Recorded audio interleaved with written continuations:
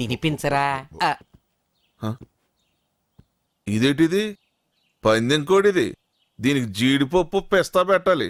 మతిగాని లేదేటి? ఇదిగో ఇలాగా. అలాగేనయ్యా. అబ్బా, నేను కోడిగా పుడితే బాగుండు. అయ్యగారు నన్ను కూడా చాలా బాగా చూసుకునేవాళ్ళు. ఆడకోడిగానా మక్కోడిగానా? ఆ రెండు కాదు, నాలాగే. అంటే కోడి జాతిని కూడా వదిలిపెట్టావన్నమాట. మరి నీ వల్ల కావడం లేదుగా.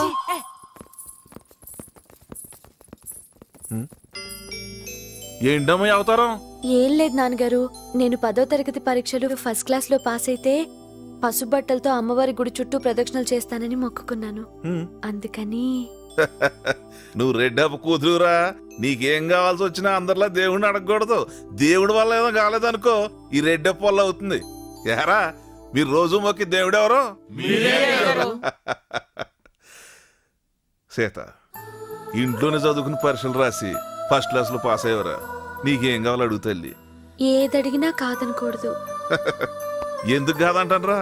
అందుకే ఏం కావాలో అడగమన్నాను. అడిగాక మీరు కోపం తెచ్చుకోకూడదు. నా సిట్టి తల్లి మీద నాకు కోపమా? నీకు తెలీదా మీ నాన్న గురించి? ఇప్పటి వరకు ప్రైవేట్ మాస్టర్ని ఇంటికి రప్పించి చదివించారు. కానీ నేను టౌన్కి వెళ్ళి నా ఫ్రెండ్స్తో కలిసి ఇంటర్ చదవాలనుంది నాన్నగారు. అలాగేనమ్మా, ప్రపంచాన్ని చూడాలని నీ కోరిక నేనెందుకు కాదంటానరా?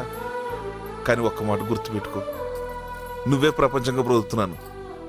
నా పరువు ప్రతిష్టకి భంగం కలిగించకుండా నడుచుకో. అలాగే నాన్నగారు. వెళ్ళమ్మా.